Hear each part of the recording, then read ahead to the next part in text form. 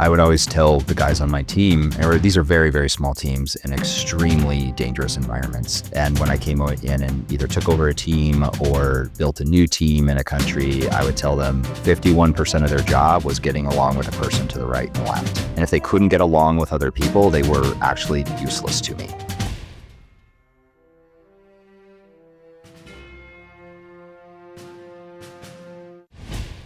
Welcome to Mindset Lessons from the Field. I'm Gina Cazazza, the author of the upcoming memoir, Training with the SEAL. Today's guest is known as the real Jack Ryan. He served as a military special operator in the U.S. Air Force pararescue. After more than a decade of pararescue, he was a CIA operative, and then he was the founder of a multi-million-dollar tech company. He is also a Harvard alum. Ladies and gentlemen, I'm so excited to introduce you to Nic McKinley. Nic, thank you so much for being on the show. Hey, Gina, thanks for having me. So as I mentioned earlier, you are our first pararescue on the show. I as the first, I'm sorry, but you are going to have to give us some insight on pararescue. Now, I did a bit of research on you. Originally, you wanted to be a SEAL. You wanted to go into medic, I think, special forces. And, they were telling you about the PJs. You didn't really want it. But then a guy said something that completely changed, where they said, well, you probably wouldn't make it anyway. And I want to start there. I want to talk about what then when someone says that to you, what made you then just go in that direction? And then what was it like for you? Because, you have over a 90% chance of not making it, but you were like, well, there's 10%. I'll be in the 10%. And I think that's kind of the youthful arrogance and exuberance that we all have, and some of us probably carry into our 40s. When you look at opportunities for failure, you don't see the opportunities for failure, you see the opportunities for success. And I believe that is a big part of what makes anybody successful in anything, is that we don't focus on the failure. We are clear-eyed about the fact that failure could happen, but we focus on the opportunities for success, and we build to increase our probability of success, not to decrease our chances of failure. And those are two very, very different mindsets, and those are two very different things. And so I think that's really the mindset that, call it nature, call it nurture, for whatever reason, God gave it to me, and that's where I've always focused. And it didn't matter if it was Air Force pararescue, right? Over 90% chance of not making it through that entire 2-year process. It's actually the highest attrition rate in all of the military special ops outside of JSOC. It was the same thing for the CIA. The CIA hires 1%, so you had a 99% chance of not making it. Harvard, you have a 95% chance of not making it. And so instead of focusing on those, on the probability of failure, I always try to focus on the probability of success. And that just means that you're working towards success as opposed to mitigate failure. Now, what was it like for you going pararescue? Like you mentioned, 2-year period, right? That's a long, in being young, 2 years is a long time. You're thinking especially going through an extremely hard program. Can you share with us what that was like for you? I was only 18 years old, so I didn't know any better, I think, right? I didn't know anything different at this point. This was just my first step out of high school. And so it was just the next thing. I do remember you're going through selection. We had over 330 people in my class start. There were 8 of us who graduated. And as you're attriting down to that 8, you're watching people who are, in your mind, better, faster, and stronger than you are. And you're watching them fail, or you're watching them quit. And that is actually humbling if you pay attention, because it focuses your mind to say, okay, well, if this person could fail, that means I definitely could fail. So I better work harder to make sure I don't. And there's one thing I've never really been able to rely on, and that's just raw talent. There are so many people that I had the privilege of working with who I would have to work really hard to be as good as they were on their worst day, because they just had so much raw talent. But knowing what I know now with hindsight to my advantage, I can say that I'm glad that I didn't have that raw talent to fall back on, because it required a level of work and work ethic that they weren't willing to put in because they had the raw talent to fall back on. Now, I know from listening to an interview, you mentioned the pool section.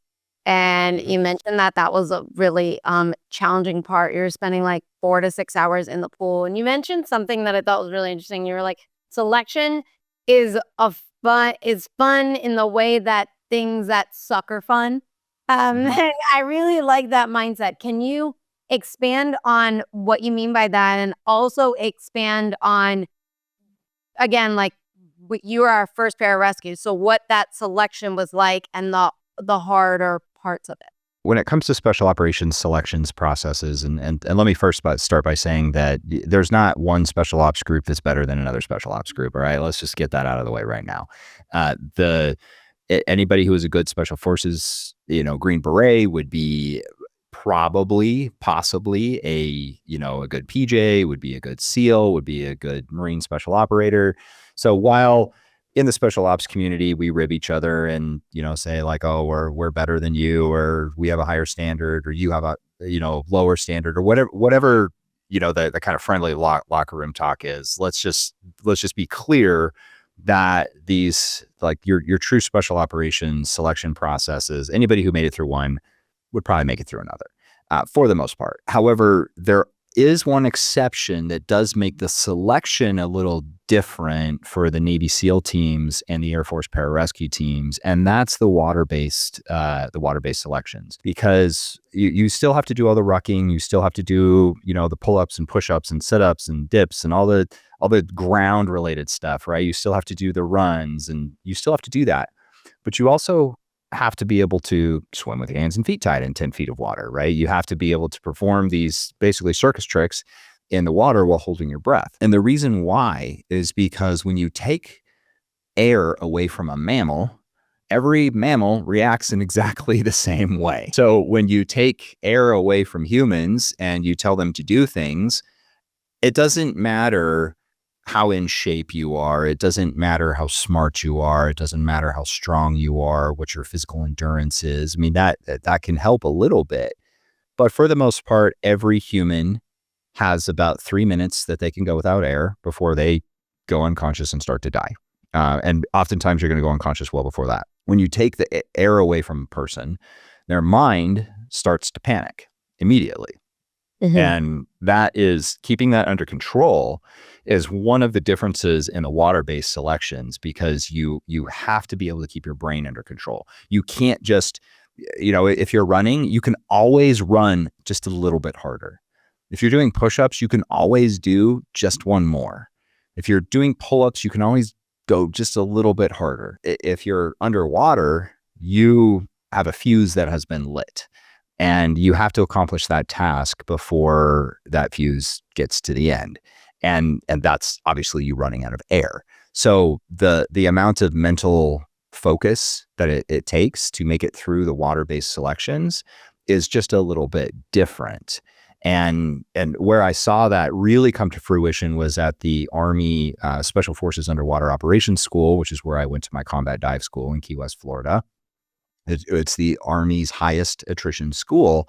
And so I was there with other PJ students, combat control students, which is, another special ops component within the U.S. Air Force.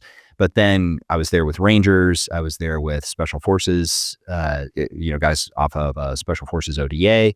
And I was there with some guys from Delta. And a lot of the Rangers and SF guys failed out of that course.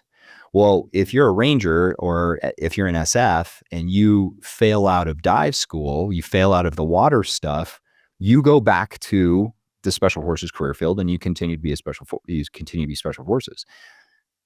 If you fail out of dive school, so if you can't do the water stuff as a PJ student, you don't get to be a PJ. That's why it's the second school. So it's a requirement that you go through that incredibly difficult training in order to just make it to the next step. And that was one of the things that really appealed to me about the pararescue teams. Was I have plenty of friends that I deployed with who were Navy SEALs, as an example, who never went to Halo school, right? So they never did the jumping out of airplanes, well, the fun jumping out of airplane stuff. I had plenty of friends that I deployed with who were Army Special Forces who never went to Halo school or dive school. And as a PJ, you go to both. It's a requirement that you graduate both in order just to even go to PJ school.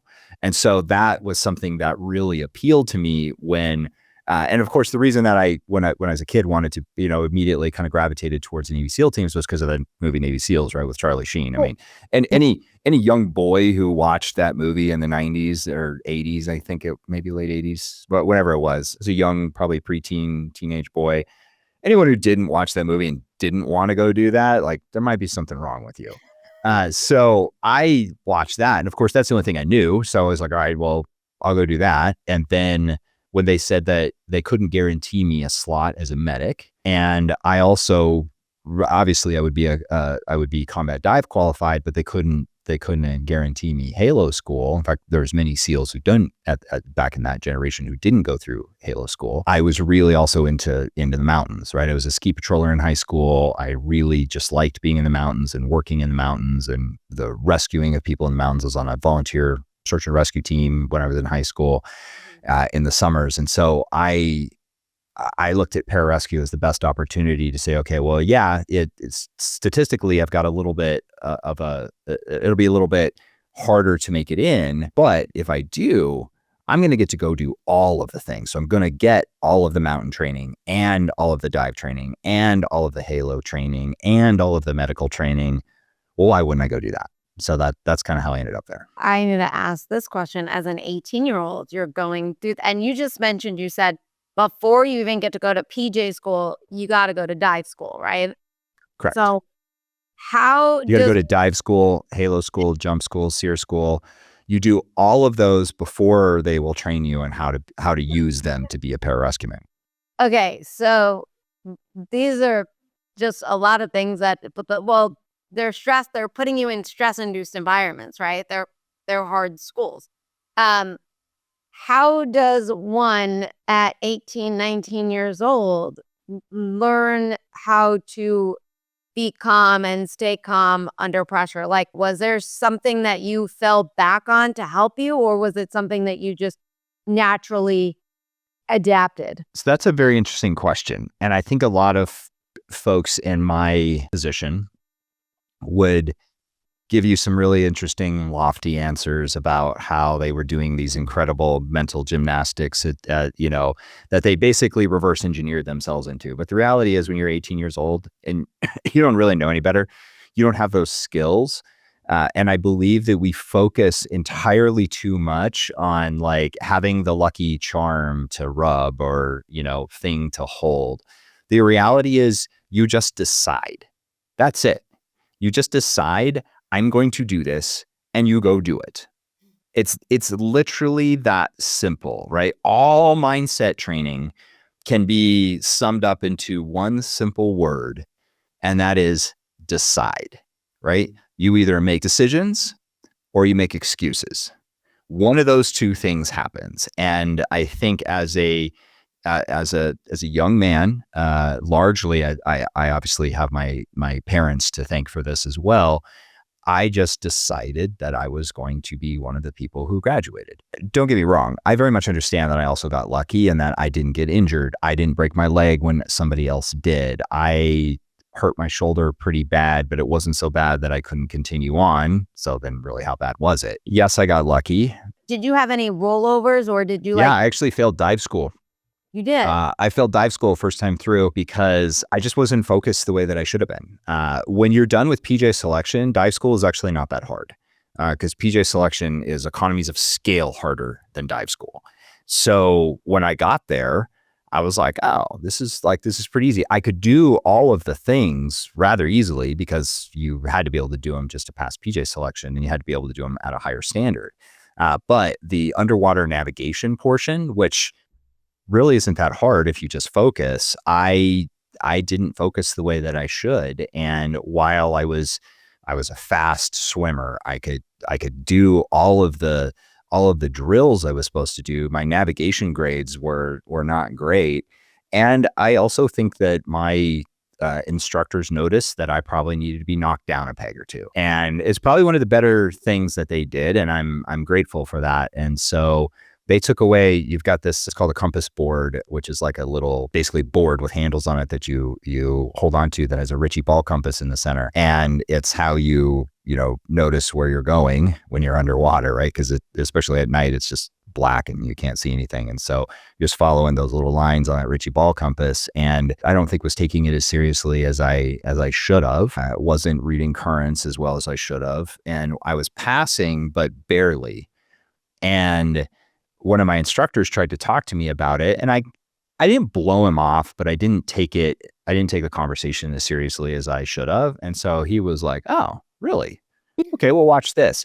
He took my ball compass away from me, took my dive board away from me, and gave me a wrist compass, which means that now you have to swim following this wrist compass like this, and like you're just not gonna do as well. So he took that away from me, and that's how I ended up with a failing grade. Now they'd obviously planned all of this, because immediately they sent me to the commander's office and he gave me a talking to, and then immediately said, "We'd like you to come back for the next class," which started in like 3 days.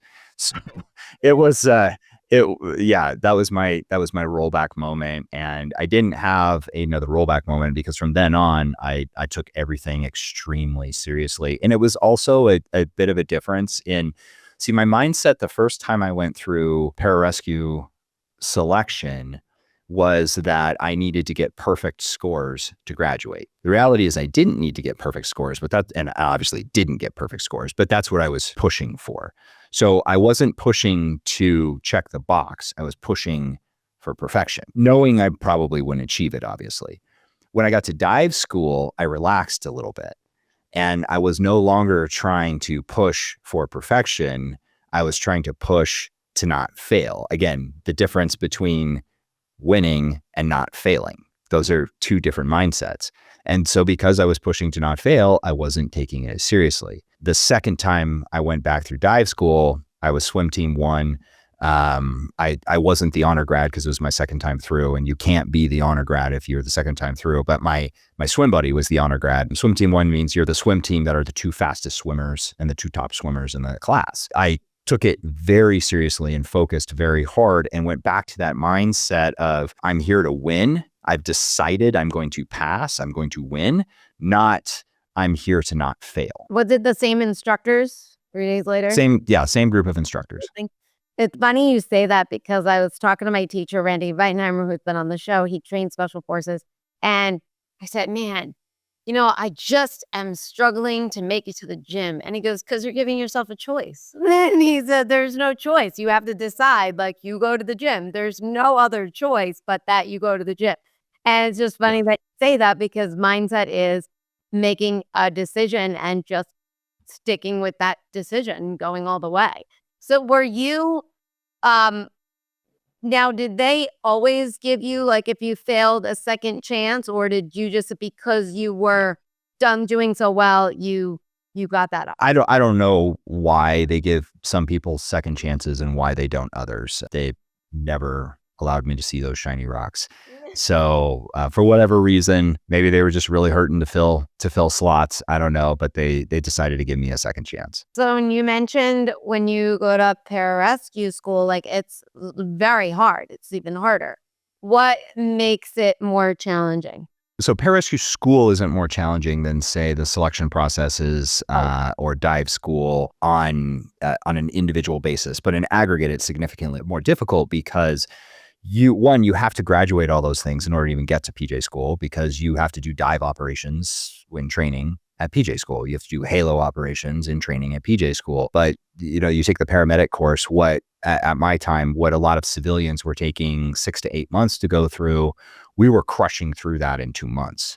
So if you couldn't keep up academically, which we ended up losing a couple of people out of my class for academics, if you couldn't keep up academically, then you were going to have a really hard time. And that's one of the interesting things about pararescue is, pararescue men have a reputation in the special ops community of kind of being the nerds. That's actually a badge of honor to me, because if you're really smart and you have no athletic ability, you're not going to be as useful and if you have a lot of athletic ability, but you're not smart, you're also not going to be as useful. You take somebody who has an academic prowess and a athletic prowess, and you put them together, they're a lot more useful. When you get to pararescue school, you've got to maintain all the physical standards, but now you have an extremely robust academic standard for which you are getting college credit for, that you either, forgive the pun, but you sink or swim in that educational environment as well. And that can be, you're thrown in on your rotations with med students. And if you don't keep up in the emergency room rotations with the medical students, then you're not going to pass. And so it makes things more difficult when you're expected to uphold that academic standard. And then also you are expected to think as a PJ student. I haven't been through obviously any other special operations school, so I don't know what they do there, but I know many people will talk about how they were so hardcore that they walked until until they had blisters on their feet so bad they were bleeding. And if you do that in PJ school, and you're not walking shorter distances, I mean, you're maintaining the same, if not sometimes higher standards. The way that we looked at it, so when I was a pararescue instructor, we had this Marine who was crossing over to be a PJ, and he was a great guy, phenomenal individual, actually ended up making it, but I ended up rolling him back in our land navigation phase. And the reason I did was because he walked until he had blisters so bad that he couldn't walk anymore. I mean, it was getting very difficult for him to move. And so I failed him. And the reason I failed him, and I distinctly remember looking at it, he was so surprised. I said, if you aren't smart enough to take care of your own feet, how are you smart enough to go take care of somebody else? Like you are the last line of defense. There's nobody to come get you. You are the person who got sent. So this is not a matter of I feel some pain and I'm going to drive through it. You only drive through pain if you have no ability to fix it. But if you have the ability to fix it, you have to be smart enough to fix that situation so that you can continue and actually be useful to somebody down the road. And that's really, as PJs, where they were constantly driving into us was are you going to be useful to anybody who needs you at any moment? I want to ask you about, I was listening to an interview and you talked about how you guys are never in charge. You're like you're always with a new team that you have to mesh with, and what lessons do you learn and what did you learn in terms of like being a good teammate and being able to get along with everybody and always being the new person? When I was at the CIA, I ran ground operational components, and I would always tell the guys on my team, these are very, very small teams in extremely dangerous environments. And when I came in and either took over a team or built a new team in a country, I would tell them 51% of their job was getting along with a person to the right and left. And if they couldn't get along with other people, they were useless to me. Now in the military, that's not the case. There are plenty of operators who will tell you that there were guys that they absolutely trusted to go to war with, and they liked to go to war with because they were good at their job and they trusted them in that environment. But outside of that environment, they kind of didn't want anything to do with them, right? They weren't hanging out with them afterwards. And you see this a lot in these types of environments. But when I was at the CIA, it was completely different. If you couldn't get along with the logistics officer and the chief of station and the case officers and these other entities, you weren't going to be useful. And that was something I really learned in pararescue, because when you got assigned to an ODA or a SEAL team, or you were working with other PJs and combat controllers, if you couldn't just let things that bothered you roll off your back, if you felt like you had to say something, right, you had to create friction within the team, then you weren't going to do very well. And usually, if you think about it, why things bother you, it's usually because something pricks your ego. So somebody says something about you that's not true. And if it's truly not true, then why do you let it bother you? Or maybe it actually is true and you need to listen to it, maybe not listen to the way it was said, but listen to the intent of the comment and take it to heart and use that as fuel for your own improvement. And I believe that that is a big part of the mindset of working with other people and working within a team environment is doing your absolute best to get along with other people and to be useful. And I keep coming back to this whole being useful thing because I get it a lot, especially now that I'm in a position where I'm hiring and I have access to capital and I have access to a lot of things that people from my old community need. And there are people who I used to serve with who were great guys and they were really good warriors, but they're not useful to me in the modern tech environment. And they kind of feel like I should hire them because they're good dudes. Well, good dudes doesn't put money in the bank that pays people's paychecks and helps employees pay their mortgages and keep their health insurance on and all that. So the mission is different. In the business world, just being a good dude doesn't cut it. You have to be useful. And that was also something I learned from being in pararescue was, when you show up, you're the Air Force guy, you're the chair force guy. And the Air Force has the reputation of being the chair force for a reason. There's a reason why Marines and Army and everybody says that. And most people don't even realize that the Air Force has folks like me and obviously far better than I ever could have been and the guys who are serving today because they don't realize it. And you show up and especially a brand new SEAL or a brand new SF operator, brand new Ranger. It's like, why do we have this chair force guy with us? Until suddenly it's like, oh, this guy's really useful. This guy can shoot, move, and communicate just as well as we can. And he's bringing these other skill sets in. Okay.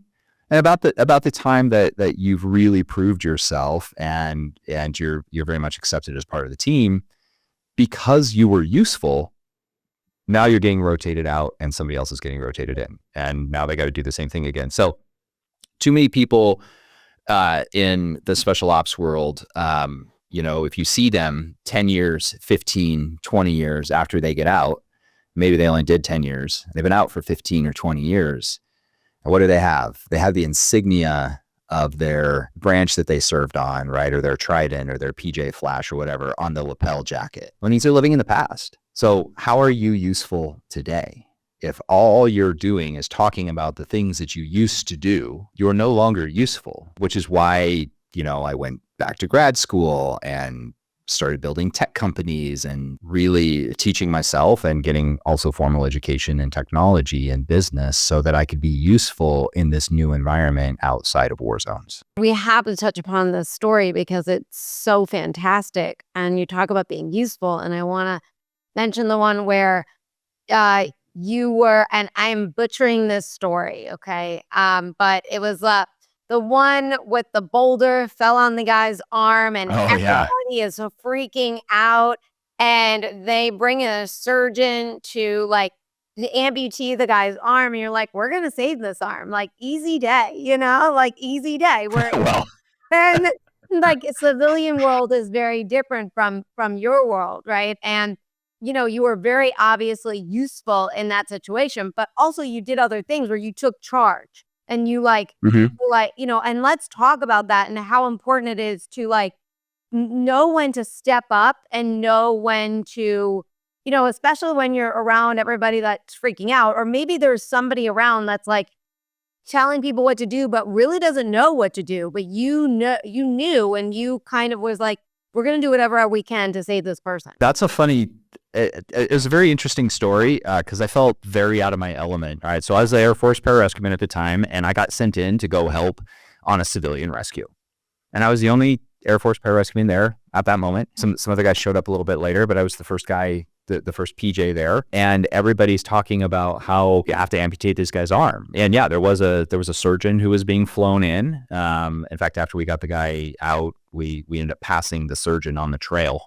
He just turned around and came with us. We're like, sweet, a doctor. This is actually going to be very helpful. Please stay with us. The point is you have people deciding how they're not going to lose the guy and talking about that. And I'm deciding, no, we're not only going to lose the guy, we're not going to lose any of the guy. We're going to save his arm. And so when and there was a mountain rescue guide, an IFMGA certified guide who happened to live in the area, showed up, and he was phenomenal. The guy was absolutely amazing. And so we started putting together these plans, and he was handling some rope stuff. But then we also there were these firefighters there who had rucked in, and they had this equipment, but they didn't really know how to use it in conjunction with the guide's equipment and my equipment. And I had familiarity with both. And so you have these firefighters who do not report to the mountain guide, who have no idea how to work together. And then there was also, I think there was some like law enforcement guys who showed up like randomly, like I guess just to kind of see what was going on. They had this helicopter circling over us, which I finally was like, can you get that thing out of here? Because it's just really distracting. It's not helpful. Unless they're going to hover at altitude and just like give us some light, like they're not helpful. Get them out of here. And so we had all of this going. It just kind of dawned on me that nobody was really in charge, and I had no authority. Keep in mind, like I'm a military guy in a civilian environment, which means I have zero authority. No, I cannot tell anybody what to do.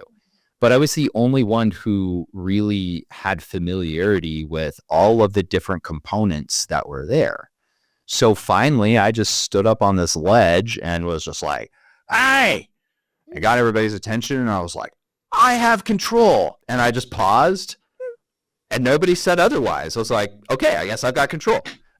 So, all right, this is what I need you to do. This is what I need you to do. Just start outlining people. But also, I was the only one there whose job professionally had been trained at the highest levels that exist on the planet to rescue. So of course it made sense, right? So the firefighters are absolute experts at this little piece of it. And the mountain guide was an absolute expert at this little piece of it. Still haven't figured out all law enforcement guys were there. The surgeon who, they were telling us was coming up was an absolute expert at this little piece of it. Medical, the fire rescue, so the confined space, all the lifting bags and stuff that we had to use, the rope access stuff that we had to use. There was only one person there who had professional level training in all of it and knew how to do it, and that was me. So it just made sense that I was like, okay, this is actually when I'm supposed to stand up. This is exactly why I've been given all the training I've been given. And you would see the same thing in combat, that when nothing's going wrong, you're the Air Force guy in the back of the stack or somewhere in the middle of the state. You're just another dude with a gun, right? You're another shooter. And until all of a sudden something goes wrong, and now all eyes look to you, and it's kind of like, oh, well, that's why you're here. So, okay, now the gun goes away, and now you're directing traffic and creating triage points and pulling people in and really doing your work. And it was the same thing at the CIA. It was just, there were times when I was kind of bored because I really wasn't needed. But then there were times where it was all eyes on me. Some of the most senior ranking officials in the US government in that country were willing to do whatever it was that I recommended they did. A lot of that is nonlinear problem solving. And it's all nonlinear problem solving. How do we cultivate a nonlinear problem solving? Like, how do we build up that skill set for everyday challenges or, like transitions in careers and in life? Get as uncomfortable as you possibly can and try not to die doing it. I'm not being tongue-in-cheek here. Go take up ice climbing, go take up rock climbing, go take up skydiving, go get your pilot's license. Do things that can kill you. And if you go do things that can kill you, if you don't do them safely and smartly, you will learn nonlinear problem solving extremely fast. Go take up, mountain biking, go do things, surfing. I mean, whatever. Go do things that are dangerous unless done properly. So skydiving is not dangerous. It's not, right? Wingsuit flying is not dangerous. It's only dangerous when you start trying to make decisions outside of the rules, right? You basically are trying to see if you can figure out how to create loopholes within physics. Rock climbing is really not that dangerous if you do it right. I've been doing it for a really long time. And the only time I ever got hurt rock climbing was when a PJ student that I was training decided to do something stupid. Ice climbing, same thing, right? snowmobiling, motorcycle riding, car racing. I mean, most of these things are actually, they have a perception of danger. And that's because if you get outside the rules and you don't learn to make decisions quickly, they're going to get real dangerous real fast. That's really the key. There's this concept in military training called fear inoculation. And it's why we use UTM rounds, or basically, which are these little bullets that are made of paint, and they hurt. They have like a little metal piece to them, and they have a plastic cage on them, a little bit of paint inside. And so when they hit you, they hit your armor or something, they leave a little paint mark, a little pink or blue paint mark. And if you get hit in the skin with those, they hurt. Like they hurt pretty bad. Obviously, they don't injure you though, right? And it's very, very short lived. It's like, man, that really stung, and it's all over. You don't want to get hit with those. And you try your best not to get hit with those, just like you try your best not to get hit with real bullets. But part of what they're teaching in having people use those rounds is to get them over the fear of being shot at. The first couple of times, new guys will go into rooms and there's a bunch of instructors in there with simunitions rounds, and they're just going to pelt them. They'll get caught up in the doorway and they'll all kind of freak out a little bit. Well, you do that 3 or 4 times and you start driving them through it, and eventually they start getting hit and they don't really care, and their rounds are on target, and they're just driving through it. So they get over the fear of it. Well, it's the same thing for nonlinear problem solving. If all you ever do is algebra, you're going to get really good at linear problem solving. And as a math guy, like I'm not like, you learn to do math because it teaches you logic. But for nonlinear problem solving, you have to get yourself into situations that you have never been in before, that you need to find solutions for. So part of, I know, pararescue selection, and I can't speak for the others, but in pararescue selection, one of the things that they're looking for is your ability to rapidly learn and your ability to solve nonlinear problems. So they'll teach you how to tie a knot, and then they'll tell you to tie that knot underwater, but they don't teach you how to tie that knot underwater. You have to figure that out. They're going to tie your hands and feet behind your back, and they're going to give you some like kind of best practices to think about when they kick you in 10 feet of water, and then tell you to do all the different circus tricks that they tell you to do. So you're expected to figure it out. And if you can't figure it out, then you're not going to do well. I think it's pretty much the same thing for car racing, skydiving, all different types of mountain climbing, motorcycle racing, right? I mean, there are things that you have to do that are best practices. And when you get good at those and then things start to go wrong, well, now you know how to apply those best practices in ways that you've never been taught. Mm-hmm. And I think in order to learn nonlinear problem solving in a way that will stick with you for forever, do that in a way, in at least a perceived dangerous environment. Again, it doesn't need to be an actual dangerous environment, but you do it in what is perceived to be a dangerous environment. And that's going to solidify that ability in your mind. That makes a lot of sense. Yeah. You know where you don't learn nonlinear problem solving? Where? University. Funny as you say that, though, because I remember when I paid to get kidnapped, I learned nonlinear problem solving because there were 6,000 ways we were getting kidnapped and a way to not get kidnapped. And also we had to figure out how to survive the night and all this other stuff. And there was 8 hours of training prior to getting thrown into the actual environment and you having to figure it out. And mm-hmm. And it's funny because my family is always like, yeah, but it wasn't real. And I was like, yeah, but the point is to simulate the reality, so you can figure it out. God forbid you're in that situation. And I want to ask you, from all of that, what do you think is the single most important lesson you've learned about adaptability from, your time as a special operator or the CIA, being a successful entrepreneur, and I guess not just adaptability, but also I stopped using mental toughness and I started using mental fitness. What is probably one of the best lessons that you learned for your time in being able to be successful in all those ways? Because like you said, 10% chance, 1% chance. I don't know the percentage for a successful tech entrepreneur, but I'm sure it's small too. So It's actually harder than all of those. I'll tell you. I need to know what's the secret? What's the lesson? I think there's one very simple lesson, and it's that you're never as good as you think you are. So every day you should be shooting for 0.01% improvement. And, people say like, oh, get 1% better every day. That is absolutely impossible. You can't get 0.01% better every single day because you get sick, because you get injured, because you're a human being. And so much of my life, I kind of treated myself like a robot where like I can get better every single day because I have decided I'm going to, right? And the reality is you can't. But if you can just shoot for that 0.01% every day, you're sick, you rest, because that's going to make you a little bit better than you were the day before. If you do that over a 4-year period, you're completely unrecognizable to the people who knew you 4 years before. And I get that a lot, especially from people who I work with. They're like, or I used to work with, and they know Combat Nic, and they'll say, oh, well, man, you've changed. Thank you. That's like one of the biggest compliments you could give me. I don't, and I think too many times we just get so comfortable with the past that, you get the people who are former operators and they don't really know what to do. So I guess I'm going to go teach people to shoot.